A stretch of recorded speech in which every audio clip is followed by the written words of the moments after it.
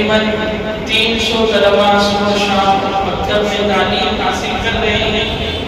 ایک بچی کی مختصر نعت جو ہے وہ حضرت کے سامنے پیش کرنی ہے، اس کے بعد جو ہے حضرت کا خطاب ہوگا۔ میں اس بچی سے تمنا علی سلمہ سے درخواست کرتا ہوں کہ وہ آئے اور یہاں پہ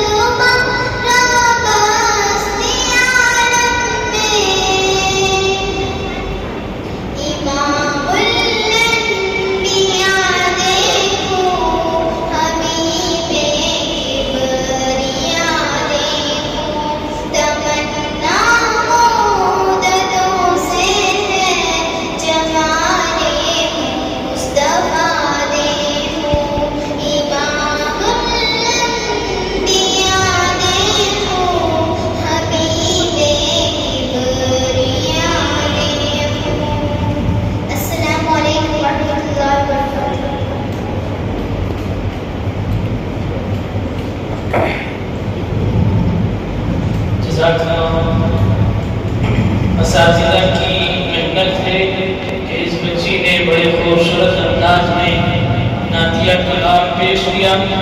اللہ تعالیٰ ہم سب کو نبی علیہ السلام سے سچی عشق کی توفیق نصیب فرمائے۔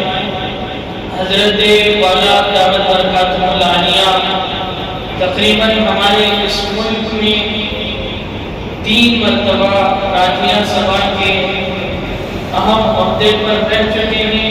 ملک کے سارے حالات حضرت کے نظروں کے سامنے ہیں۔ ابھی عصر سے پہلے بھی صدر محترم صاحب کے گھر میں حالات حاضرہ پر بڑے خوبصورت انداز میں اور مساجد کا کیا نظام ہونا چاہیے بڑی اہم گفتگو حضرت والا دامت برکاتہ نے ہمارے سامنے رکھی۔ میں اس مسجد کی جو تعمیری کام کا سلسلہ شروع ہونے والا ہے حضرت کے سامنے یہ بات رکھنا چاہتا ہوں۔ تقریباً 9 سے 9,500 اسکوائر فٹ پر یہ پوری جگہ پھیلی ہوئی ہے۔ 9 سے 12 کروڑ کا بجٹ جو ہے ہماری اس مسجد کے لیے تخمینہ تیار کیا گیا ہے۔ حضرت سے خصوصی طور پر دعا کی درخواست بھی ہے کہ اللہ تعالیٰ اس مسجد کو مرکزیت عطا فرمائے اور اس کام کو جلد سے جلد پائے تکمیل تک پہنچائے۔ انشاءاللہ مختصر خطاب ہوگا اور حضرت کے مستجاب دعاؤں سے مجلس کا اختتام ہوگا۔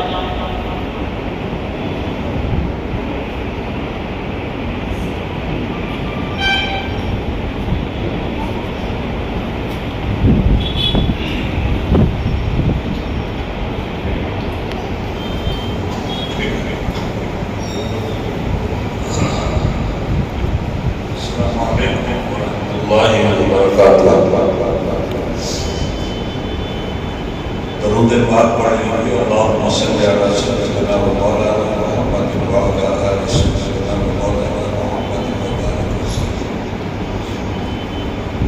نحمدہ و نصلی علی حبیبہ الکریم۔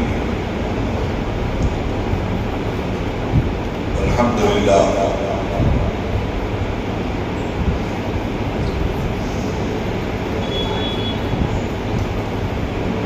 الحمدللہ وکفی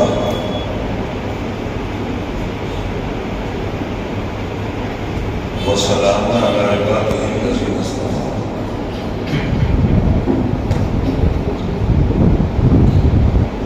اما بعد، اعوذ باللہ من الشیطان الرجیم، بسم اللہ الرحمن الرحیم۔ فاذکرونی اذکرکم واشکروا لی ولا تکفرون۔ آمنت باللہ صدق اللہ العلی العظیم۔ محترم علماء کرام، برادران اسلام،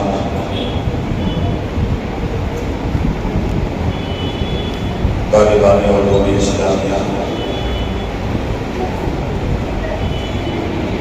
اللہ رب العالمین کا شکر و احسان ہے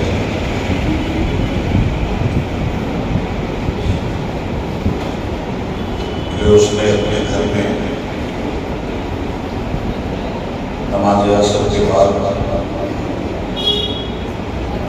اس دینی مجلس میں آپ سے گفتگو کرنے کا مجھے موقع عنایت فرمایا۔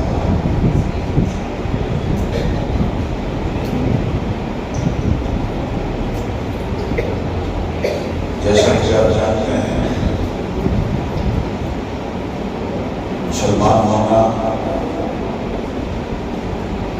دنیا میں اور آخرت میں اللہ رب العالمین کی سب سے بڑی نعمت ہے، اور اس نعمت کو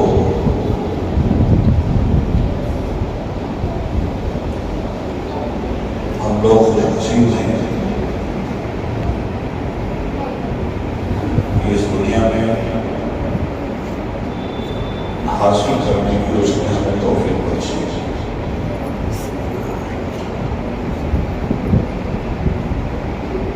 کسی بھی چیز کی ایک بنیاد ہوتی ہے،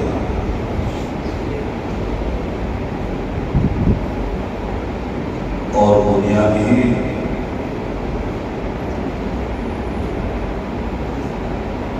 مستقبل کے تعمیر کا ذریعہ بنتے ہیں۔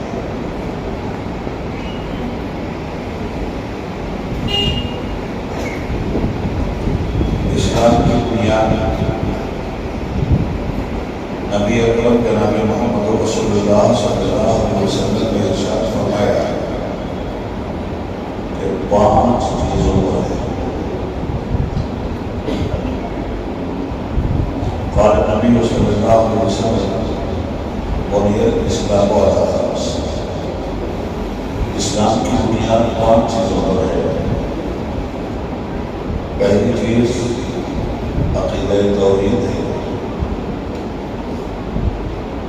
وہ کلمہ شہادت جسے پڑھنے کے بعد دنیا کا کوئی بھی انسان اسلام میں داخل ہو جاتا ہے۔ دل سے اقرار، زبان سے اظہار، اس کلمے کو لا الہ الا اللہ محمد رسول اللہ پڑھ کر ہم ادا کرتے ہیں، جس میں اقرار کرتے ہیں کہ اللہ کے علاوہ کوئی عبادت کے لائق نہیں ہے، اور حضرت محمد مصطفیٰ صلی اللہ علیہ وآلہ وسلم اللہ کے رسول ہیں۔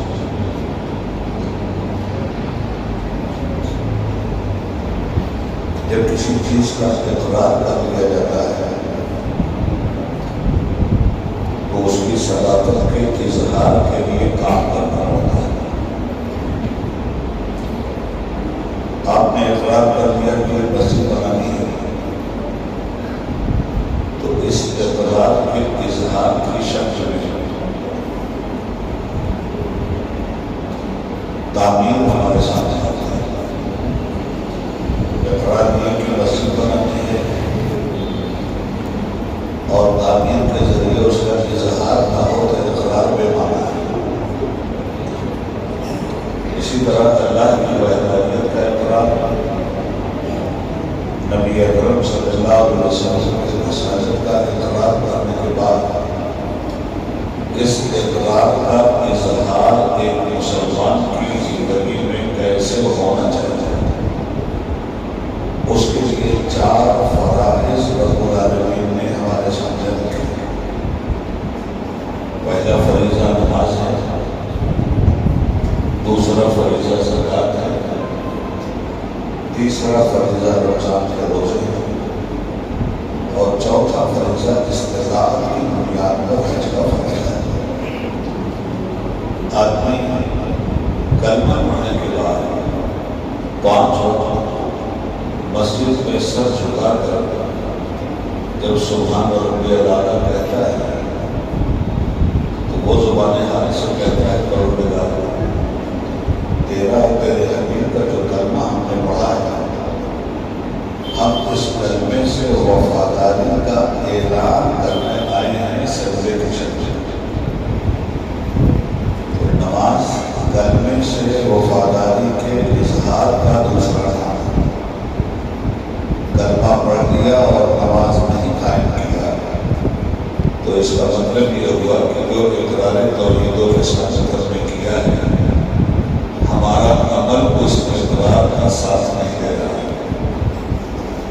تو عمل میں تو ہم اگر منکر ہو گئے اور عقیدے میں مسلم ہو گئے تو یہ ہمارے لیے کوئی اچھی بات نہیں ہے۔ ہمیں عقیدے میں بھی مسلم ہونا ہے اور عمل میں بھی مسلم ہونا ہے۔ تو یہ 5 وقت کی نمازیں قائم ہیں ہماری کہ ہم اس کلمے کے ساتھ اپنے رشتے کو مضبوطی کے ساتھ جوڑے ہوئے ہیں، جس کلمے کے اقرار کے بعد اللہ کی بندگی کا اظہار ہمارے وجود سے مسجد میں 5 وقت ہو رہا ہے۔ اسی لیے فرمایا گیا کہ نماز ہر عاقل بالغ مسلمان پر فرض ہے۔ ادھر کوتاہیاں ہم لوگوں میں اتنی زیادہ ہو گئی کہ اتنی بڑی مسجد اور ماشاءاللہ یہ بننے جا رہی ہے 9 کروڑ کی عظیم خطیر رقم سے، اور علاقے میں جتنے مسلمان ہیں، اگر علاقے میں مسلمان اپنے عقیدے کا اظہار نماز کی شکل میں کرتے تو شاید مسجد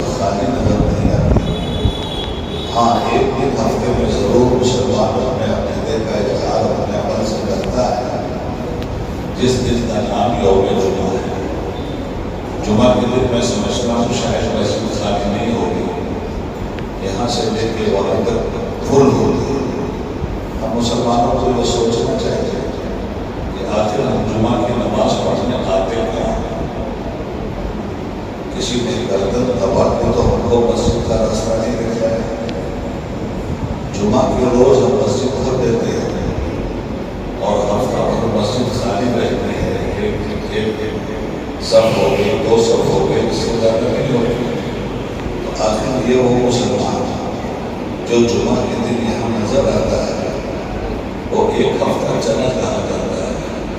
ہندوستان میں رہتا ہے، قبرستان میں رہتا ہے، کہاں رہتا ہے یہ مسلمان؟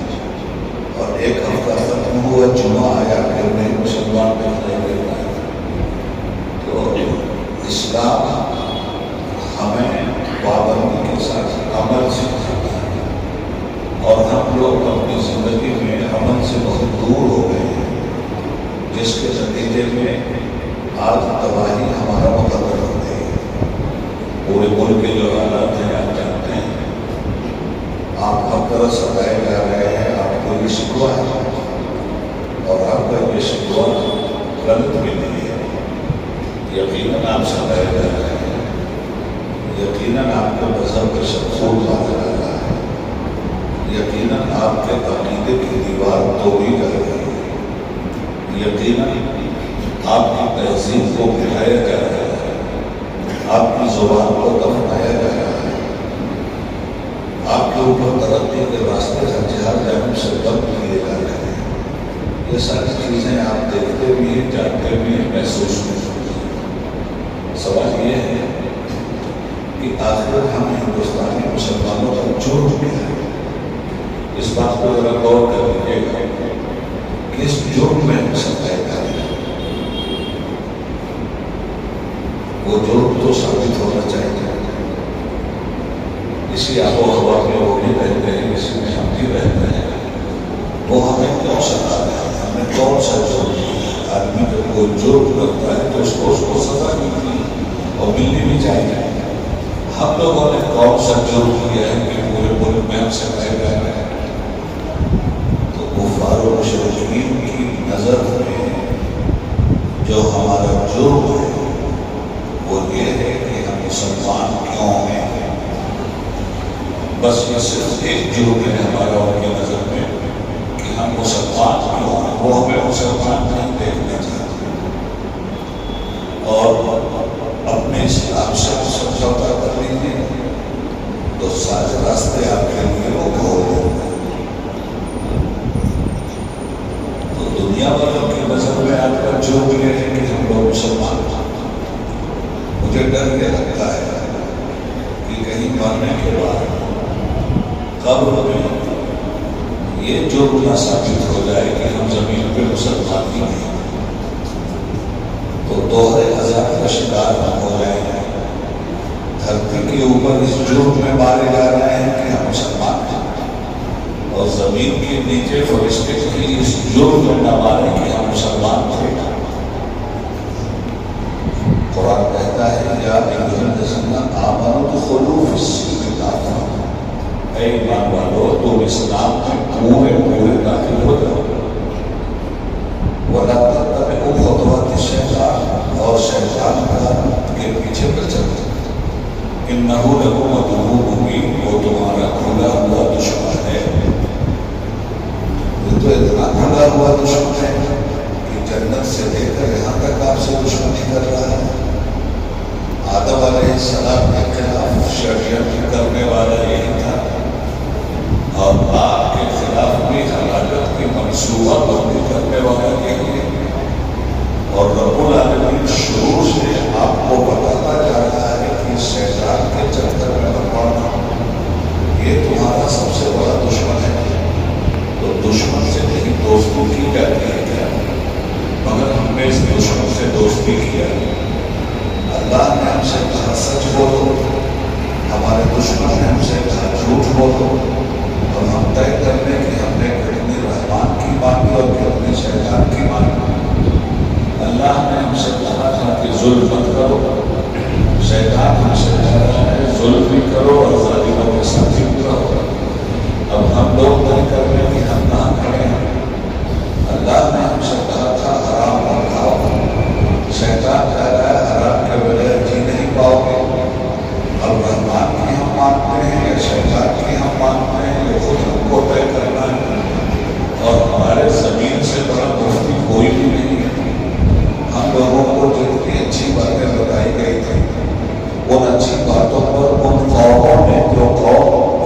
نہیں لائی اور ان اچھی باتوں کو اس قوم میں اپنا لیا، وہ قوم ترقی کر گئی۔ دنیا کے ان ملکوں کو آپ نگاہ میں رکھیے جو مسلم نہیں ہے۔ امریکہ مسلم ملک نہیں ہے، آپ کا جرمنی مسلم ملک نہیں ہے، انگلینڈ مسلم ملک نہیں ہے، ہالینڈ فرانس مسلم ملک نہیں ہے، مگر ہم نے دیکھا ہے باہر وہاں کے لوگوں کا اخلاق نہیں دیکھا۔ جس اخلاق کی تعلیم ہمیں نبی کریم نے عطا فرمائی تھی، وہ اخلاق ہم دوسروں کے یہاں دیکھ رہے ہیں۔ جس سچائی کی تعلیم ہمیں مل گئی تھی، وہ سچائی ہم دوسروں کے یہاں دیکھ رہے ہیں۔ جس ایمانداری کے ساتھ لوگوں کو دھوکہ دیے بغیر تجارت کا ہمیں حکم دیا گیا تھا، ہم وہ دوسروں کے یہاں دیکھ رہے ہیں۔ ڈنڈی مت مارو، یہ ہم دوسروں کے یہاں دیکھ رہے ہیں۔ یعنی عمل کی وہ اچھائیاں جن کے ذریعے ایک خوشگوار ماحول بنتا ہے، ایک خوشگوار سماج بنتا ہے، وہ ساری کی ساری ہماری خوبیاں دوسروں نے اپنا لی اور دوسروں کا ہم نے اپنا لیا۔ نتیجے میں ہمیں تو وہ قوم ہے جس کو سب سے پہلے کہا گیا تھا اقرا بسم ربک، تعلیم کا پہلا حکم ہمارے خدا نے ہمیں کو دیا تھا۔ آج ہندوستان میں ہمارا حال تعلیم کے ساتھ کیا ہے؟ یہ مدرسے میں ماشاءاللہ ہمارے جو بچے پڑھ رہے ہیں، اللہ سلامت رکھے ان بچوں کو، بچیوں کو، ان کے والدین کو۔ یہ کتنے بچے مدرسے میں ہمارے پڑھتے ہیں پتہ ہے آپ؟ ہماری آبادی کوئی کہتا ہے 20 کروڑ ہے، کوئی کہتا ہے 25 کروڑ ہے۔ ہم اگر گورنمنٹ کی بات مان لیں 15 کروڑ تو 15 کروڑ مسلمان جس ملک میں بستا ہے، اس ملک کے مسلمان بچوں کی تعداد اسلامی تعلیم حاصل کرنے میں کتنی ہے؟ شاید آپ کو پتہ نہیں ہوگا، میں بتاتا ہوں آپ کو، پورے ہندوستان میں کل 4% مسلمان اپنے بچوں کو دین کی تعلیم دے رہے ہیں، یعنی 96% مسلم بچے دین کی تعلیم سے بالکل دور ہیں۔ کل 4% جب آپ اپنے بچوں کو دین سمجھائیے گا اور 96% آپ کے بچوں کو دین کی تعلیم کی ہوا بھی نہیں لگی ہوگی، تو یہ بتائیے کہ وہ بچہ حرام اور حلال میں فرق کرے گا؟ یہ بتائیے کہ وہ بچہ یوم آخرت کے عذاب سے ڈرے گا؟ یہ بتائیے کہ وہ بچہ دین پر عمل کر کے ایک اچھا اور بہتر مسلمان اپنے آپ کو ثابت کرے گا؟ اچھا اور بہتر مسلمان ثابت کرنے کے لیے علم دین کا حصول ضروری ہے۔ میں یہ نہیں کہتا کہ آپ اپنے بچوں کو کالج میں مت بھیجیے، اسکول میں مت بھیجیے، ضرور بھیجیے۔ ہمارے یہاں 2 طرح کے علم ہے، یاد رکھیے گا۔ آپ لوگ اس کو اپنی زبان میں کہتے ہیں علم دنیا اور علم دین۔ ہم علم دنیا اور علم دین میں بٹوارا نہیں کرتے، علم ایک ہی ہے، بٹوارا 2 طرح سے ہوتا ہے۔ ایک علم ہے علم نافع اور ایک علم ہے علم مضر۔ ایک علم ایسا ہے جو علم انسان کو نقصان پہنچاتا ہے اور ایک علم ایسا ہے جو علم انسان کو فائدہ پہنچاتا ہے۔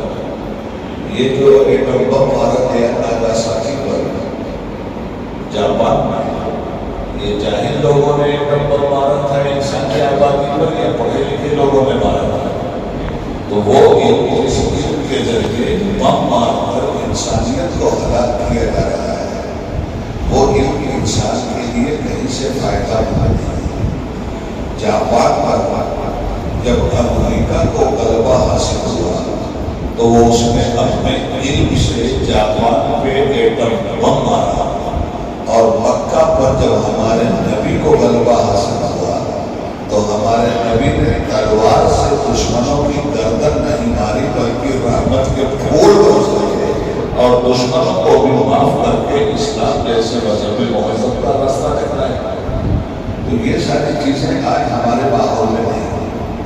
تو سب سے بڑی چیز یہ ہے کہ کم سے کم 1 گھنٹہ اپنے بچوں کو علم دین حاصل کرنے کے لیے ضرور دیجیے.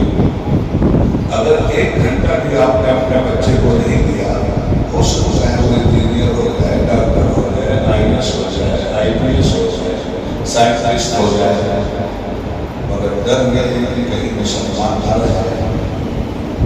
تو ہمیں اس سمے ڈاکٹر چاہیے مگر اسلام کے ساتھ چاہیے، ہمیں انجینئر چاہیے مگر مسلم چاہیے، ہمیں پولیٹیشین چاہیے مگر باعمل مسلمان چاہیے جو سمجھے. میں 42 سال کی عمر میں پارلیمنٹ گیا تھا، اس وقت 74 سال کی عمر سے میں گزر رہا ہوں. 18 سال تک میں کانٹینو ممبر پارلیمنٹ رہا، وہ بھی ایک صوبے سے نہیں رہا، 3 صوبے سے. پہلی مرتبہ 6 سال میں یوپی سے ممبر پارلیمنٹ رہا، دوسری مرتبہ 6 سال میں بہار سے ممبر پارلیمنٹ رہا، تیسری مرتبہ 6 سال میں مدھیہ پردیش اندور سے ممبر پارلیمنٹ رہا. اب آپ مجھے بتائیے کہ میں مدرسے سے پڑھ کے گیا تھا کہ رشوت لینا حرام ہے. پارلیمنٹ میں میرے لیے رشوت لینا بہت آسان کام تھا. میں اگر وہ رشوت لینا چاہتا تو بڑی بات تو آپ سے نہیں کہہ رہا ہوں، کم سے کم آج میں کم سے کم 20,000 کروڑ کا 20,000 کروڑ کی بات کر رہا ہوں. کیوں کر رہا ہوں یہ بات؟ میں آل انڈیا جنرل سیکریٹری تھا پارٹی کا، حکومت تھی پارٹی کی. VPC صاحب جو پرائم منسٹر آف انڈیا تھے، ان سے میرا بالکل سگے بھائیوں کا رشتہ تھا. ملک کی فارم پالیسی جو 52 مسلم ملکوں میں دیکھی جاتی ہے، اس فارم پالیسی پہ میں مکمل طور پہ حاوی تھا. ہر منسٹری میری جیب میں تھی، جس منسٹری سے جتنا چاہتا اتنی رقم حاصل کر سکتا تھا. اس لیے کہ صرف یہ جو گیہوں چاول ہندوستان سے باہر جاتا ہے، یا جو جس مال کی سپلائی ہندوستان سے باہر ہو گئی ہے، یہ مال بلک میں ہندوستان سے جاتا ہے اور ظاہر ہے کہ اسی ملک کے تاجروں سے وہ مال اکٹھا کر کے بھیجا جاتا ہے. میرے پاس میں تاجر آتے تھے کہ صاحب 2% کا لے لیجیے، ہمارا سنسد کروا دیجیے. اب ان کا 2% حضرت اگر میں لیتا تو جتنا مال جا رہا ہے کم سے کم 200 کروڑ روپیہ بڑے آرام سے. مگر مجھے ہمیشہ اس بات کا احساس رہا کہ تم 42 سال کے بعد پارلیمنٹ میں آئے ہو، مدرسے سے تم نے قرآن و حدیث کی تعلیم حاصل کی ہے، تم حرام اور حلال پڑھ کر کے آئے ہو. جو چیز 42 سال تک تمہاری زندگی میں حرام تھی، آج وہ چیز تمہاری زندگی میں حلال کیسے ہو گئی؟ تو اسلام احساس کی دولت دے کر برائیوں سے آدمی کو بچا دیتا ہے. چاہے آپ پارلیمنٹ میں جا کے بیٹھے، چاہے جج کی کرسی پہ آ کے بیٹھے. اسی طرح سے اگر ایک اسلامی ڈاکٹر اسلام پڑھ کر کے ڈاکٹر بنا ہے، دینی تعلیم اسے معلوم ہے، تو اللہ کے نبی فرماتے ہیں الخلق عیال اللہ، ساری مخلوق اللہ کا کنبہ قبیلہ ہے. ایک آدمی ہارٹ کا مریض ہو کر ہارٹ اٹیک اس کو ہوا، ہاسپٹل آپ لے کے گئے. اب وہاں ڈاکٹر کہتا ہے کہ پہلے 8 لاکھ روپیہ جمع کیجیے، اس کے بعد آپ کے مریض کا آپریشن ہوگا. آج کوئی پیسہ پہلے لیتے ہیں، مریض کو مرنا ہے مر جائے. مگر اگر اسلامیات پڑھ کر کے کوئی سرجن گیا ہوگا تو وہ سرجن 8 لاکھ روپیہ نہیں مانگے گا. اللہ کے بچے کی، اللہ کے بندے کی زندگی کو بچانے کے لیے وہ کہے گا روزی میرے رب کے ہاتھ میں ہے، لے چلو پہلے میں اس کا علاج کرتا ہوں. اور نتیجے میں حلال کی رقم بھی اللہ اس ڈاکٹر کو دے دیتا ہے. تجربہ کر کے نیکی کا کر لیجیے گا، تجارت میں ایمانداری کا تجربہ کر لیجیے گا، آپس کی رواداری میں ایمانداری کا تجربہ کر لیجیے گا. انشاءاللہ کبھی گھاٹے کا سودا نہیں ہوگا. اور ایک بات اور ذہن میں رکھیے گا، قناعت پسند کو روٹی کا ایک ٹکڑا بہت ہوتا ہے اور بے صبری کے لیے ساری کائنات بہت کم ہوتا ہے. آپ بندوں سے امید ہٹا دیجیے تو آپ راجا ہیں، اور بندوں سے امید لگائیے تو آپ بھکاری ہیں.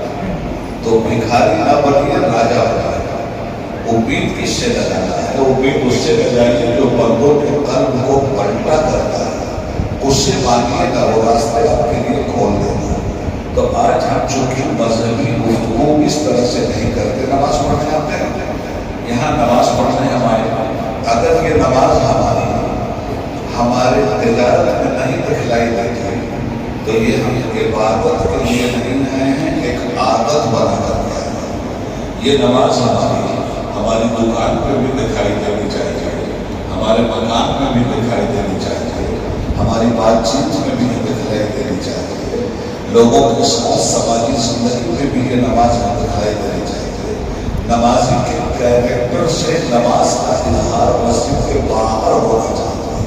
अब नमाज का इजहार मस्जिद के बाहर हमारे कैरेक्टर से नहीं होता तो नमाज इबादत की शक्ल में हम नहीं अदा करते, एक आदत की शक्ल में हम अदा करते हैं। और अल्लाह नमाज को आदत की शक्ल में नहीं कबूल करता, इबादत की शक्ल में कबूल करता है। तो जिस परवरदिगार को हम यहाँ सजदा करके अपने अकीदे का इजहार कर रहे हैं कि अल्लाह हमें देख रहा है, यही अल्लाह तो दुकान पे डंडी मारते हुए भी हमें देख रहा है, यही अल्लाह तो मार्केट में जुल्म करते हुए भी हमें देख रहा है। तो अगर ये नमाज का अकीदा कि अल्लाह हमें देख रहा है हर जगह हमारे दिमाग में सवार होता है, तो जब अल्लाह देख रहा है तो कोई बुरा काम करने के लिए हम तैयार होंगे, कभी नहीं हो सकते। इसीलिए कुरान कहता है इन्न सलात तन्हा अनिल फहशाई वल मुनकर, बेशक ये नमाज का पावर है जो इंसान की जिंदगी से बुराई और बेहयाई को रोक देती है। अब एक आखिरी बात आपसे बताना चाहेंगे कि आप अपने मोहल्ले में इस तरह इस्लाम को गालिब कैसे करें। तो हम इस वक्त एक मोमेंट चल रहा है और वो मोमेंट है हमारा मुस्लिम मोमेंट फॉर जस्टिस, मुस्लिम तहरीक इंसाफ। तो दुनिया से भी हम इंसाफ का मुतालबा करते हैं और मुसलमानों से भी हम इंसाफ का मुतालबा करते हैं। आपसे आज के दिन हमारा मुतालबा यह है कि ये महल्ले में एक ही मस्जिद है, अगर इस मस्जिद से रिलेटेड जो लोग हैं वो कितने घर हो गए? एक इस मस्जिद से जिन लोगों की वाबस्तगी है उन लोगों के घर एक है, ठीक है। इन 1000 लोगों को मस्जिद को मरकज बना के जोड़ दो। अब कैसे जोड़िएगा? इमाम साहब की क़यादत में अपने इस महल्ले में 1000 घर में ये तलाश कर लीजिए कि आपके यहाँ टीचर कितने हैं, आपके महल्ले में वकील कितने हैं, आपके महल्ले में बिजनेसमैन कितने हैं, टीचर, वकील, इंजीनियर, डॉक्टर, बिजनेसमैन। ये 5 ग्रुप के लोगों में से जो लोग मुत्तकी और परहेजगार जिनकी अमानत में लोग एतमाद करते हैं, एक एक आदमी को लेकर के एक कमेटी बनाई। कमेटी का नाम रखिए महल्ला सुधार कमेटी। मस्जिद की कमेटी है, इस महल्ला सुधार कमेटी में इमाम साहब की सरबराही में ये वकील साहब, ये इंजीनियर साहब, ये डॉक्टर साहब अल्लाह के बंदों की खिदमत के लिए थोड़ा सा वक्त निकालना और एक रजिस्टर बनाइए 1000 घरों का।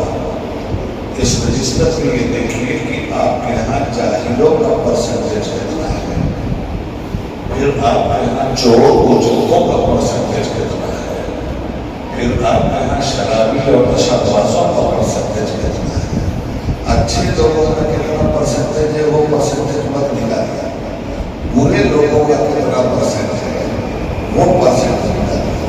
कितने बच्चे तालीम हासिल कर रहे हैं और कितने बच्चे तालीम से दूर हैं, ये परसेंटेज 1000 की आबादी में आसानी से निकल सकता है। अब जब ये निकल गया तो लोगों को नहायत मोहब्बत के साथ अब महमेज कीजिए जो लोग तालीम नहीं हासिल कर रहे हैं انہیں علم کی راہ میں لگا دیا۔ جو لوگ چوری بےایمانی کر رہے ہیں انہیں ایمانداری کی راہ میں لگانے کی کوشش کی ہے، اور اسی مسجد میں ان کے لیے 1 گھنٹے کا ایک پروگرام علماء کی سربراہی میں کر لیجیے، اور گھر گھر جا کے لے، جیسے کمیٹی جماعت اندر جاتی ہے جا کر کے وہ لوگ بیچارے بلاتے رہتے ہیں، تو وہ تو ایک ان کا کام الگ ہے، وہ تو آج سمجھنے میں کل سمجھنے میں، آپ کو کسی محلے میں نہیں کرنا ہے، آپ کو اپنے گھر میں پہلے چلا جانا ہے، اپنے محلے میں آپ سال بھر تک اس طرح کی محنت کیجیے۔ ایک بات اور بہت، آپ کے محلے میں بیوائیں بھی ہیں، متعلقہ عورتیں بھی ہیں، مجبور عورتیں بھی ہیں، آج کل عورتوں کے اندر بھی بے حیائی کا بڑا ہی زور، بہت افسوس ہوتا ہے، میں ہر طرف دیکھتا ہوں، ہر چیز دیکھتا ہوں، تو ایسی صورت میں یہ دیکھیے کہ لوگ گھروں میں دستکاری کا کام کرتا ہے، جو عورتیں بیکار بیٹھی ہوئی ہیں انہیں کچھ ہنر سیکھنا چاہیے۔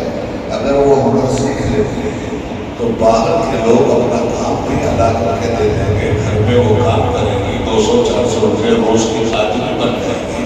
اس طرح سے روزی کے ساتھ بھی ان کو جوڑنا پڑے گا۔ مسجد میں ایک چھوٹی سی لائبریری آپ رکھیے، اگر آپ کے محلے میں غیر مسلم ہیں تو غیر مسلم اگر غریب ہیں، پریشان ہیں، بیمار ہیں، تو آپ ہندو مسلمان دیکھ کر کام مت کیجیے، آپ اللہ کا بندہ دیکھ کے کام کیجیے۔ آپ اپنے دشمن کے ساتھ بھی اسلامی رواداری کو زندہ کیجیے۔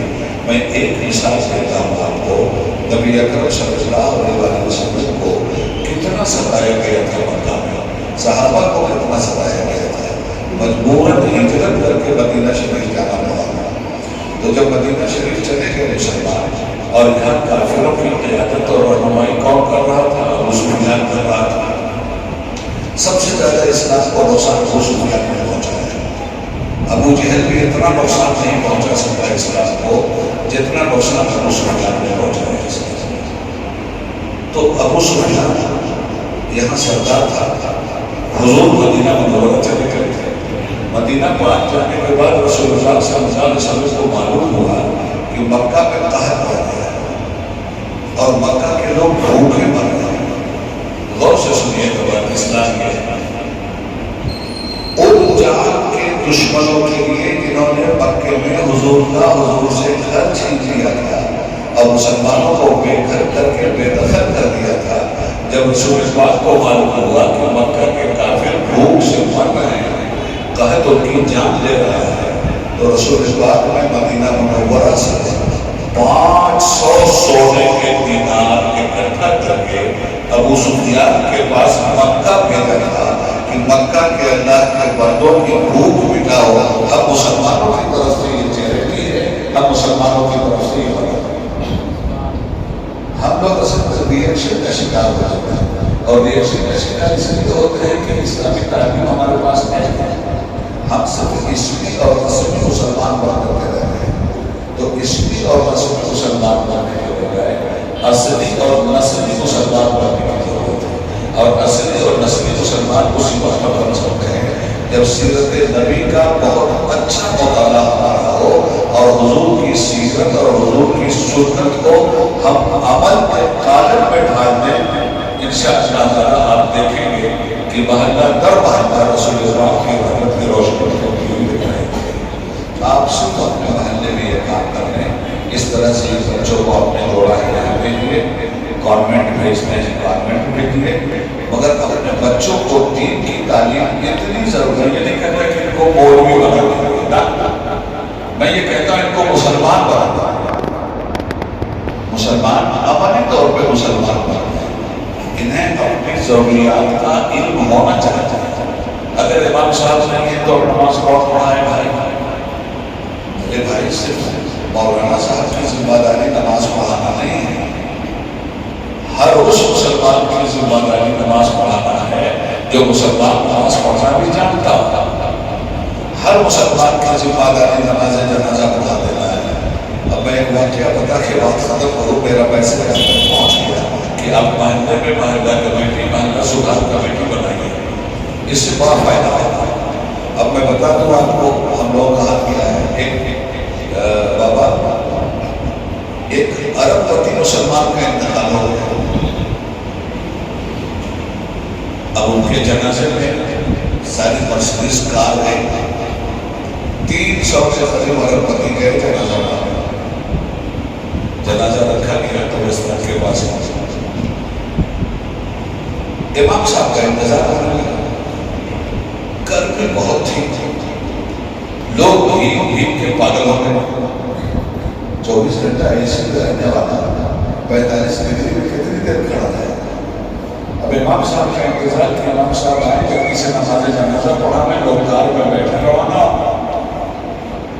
امام صاحب آئے, اب لوگ بہت پریشان تھا, کیا کریں, 300 لوگ. تو قبرستان میں ایک مجذوب ہے,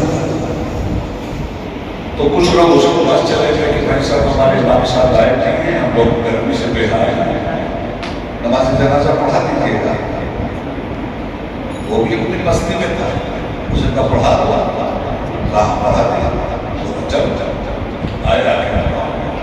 اب نماز جنازہ میں خبر ٹائم لگتا ہے بھائی صاحب 5 منٹ, 4 تکبیر, ایک میں ثنا, دوسرے میں درود, تیسرے میں دعا, باقی سلام علیکم ورحمۃ اللہ, 5 ہی منٹ نا. وہ جو اس نے نماز شروع کیا جنازہ کی, نیت کی دیا اللہ, 1 گھنٹہ تک اس نے دوسرے تکبیر نہیں کی. اب یہ 1 گھنٹے میں یہ لوگ نماز کیا پڑھتے ہیں, تو جنازے کی نماز مشغولہ کی دیتے ہیں. 1 گھنٹے کے بعد اس نے دوسرے تکبیر کہی. اب آدھا گھنٹہ تک پھر اس نے تکبیر نہیں کی. 1.5 گھنٹے کے بعد دوسری تکبیر.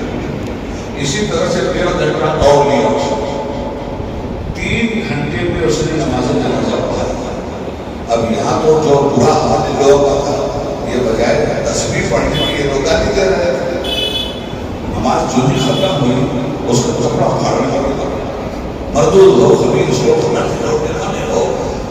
اب اس نے کہا کیوں یہ مزہ کرتا. تو اس نے کہا یار تم لوگ اپنی گالی والی روکو تو میں کچھ بتاؤں بھی کہ کیوں کیا. کہا بتاؤ ضرور بتاؤ. اس نے کہا تم لوگ مجھے لائے تھے جنازہ پڑھانے کے لیے. کہا تو میں نے تو سمجھا تھا کہ ایک جنازہ ہے, مگر جب تم سبوں پہ نظر ڈالی تو مجھے تو 300 بودے دکھائی دیے. تو 300 بودے کی نماز جنازہ میں 3 گھنٹہ نہیں لگے گا تو لگے گا. تو کہیں وہ بودا مت بنی آپ کو کہ کوئی اللہ والا چھانپ کے دیکھ لے یہ چلتا پھرتا مردہ ہے, جس طرح سے اس کی روح نکلی ہے اس کا جنازہ پڑھانے کی ضرورت ہے. اسی طرح سے یہ نماز پڑھنے والے لوگوں کی بھی نماز جنازہ پڑھانے کی ضرورت ہے. یہ زندگی ہم پیدا کریں اپنے اندر. بہت خوشی ہوئی مجھے, اچھا لگا. کوئی تقریر وقریر نہیں کرنی تھی, پہلی تھی سے سب کو اللہ تعالیٰ اچھا رکھے. ایک بڑا بیڑا ہم لوگوں نے اٹھایا ہے اور ہم لوگ بھی یہ کام کر رہے ہیں. یاد رکھیے گا سب لوگ اپنی اپنی جگہ جاگ رہے ہیں, کر رہے ہیں. جانتے ہیں کیا ہو رہا ہے, اپنی مسلم بچیوں کی کوشش کی. اگر آپ کی بچی MBBS کر سکتی ہے, گائنی کا ڈاکٹر بنائیے اس کو. بہت ضرورت ہے. RSS کا کھیل بہت خطرناک ہے. ہمارے بچوں کی پیدائش ہوتی ہے, وہاں رہتا کون ہے ڈاکٹر کے نام. ان کے کھیل ایسے ہیں کہ مسلم بچے جو پیدا ہو رہے ہیں پیدائش کے وقت ان کو کہیں نہ کہیں سے کہیں نہ کہیں سے انہیں ڈیمیج کرتے ہیں, تاکہ جوان ہونے کے بعد وہ اپنی زندگی کی صلاحیتوں کو بروئے کار نہ سمجھیں. آپ کا دشمن کام کرنا ہے. ہم لوگوں نے بھی کوشش کیا ہے کچھ بچیوں کو اب یہاں تو MBBS کرانے کے لیے 1 کروڑ روپیہ چاہیے. 1 کروڑ سے کم پہ MBBS ہے. تو ہم لوگوں نے ٹائپ کیا ہے ازبکستان کا. بخارا کا نام آپ نے سنا ہوگا. حضرت امام بخاری رحمۃ اللہ علیہ جا کر وہاں کالج ہے اور یہاں سے کچھ بچیوں کو بھیجا گیا. 30 لاکھ روپے کے پیکج میں ایک بچی MBBS کا ڈاکٹر بن رہی ہے. 5 سال کا کورس ہے. 6 لاکھ روپے سالانہ دینا ہوتا ہے. 5 سال میں 40-45 बच्चियां हैं गायनी की डॉक्टर बनाते हैं, जिनको अल्लाह ने दौलत दिया है वो अपनी बच्चियों को MBBS जरूर करें।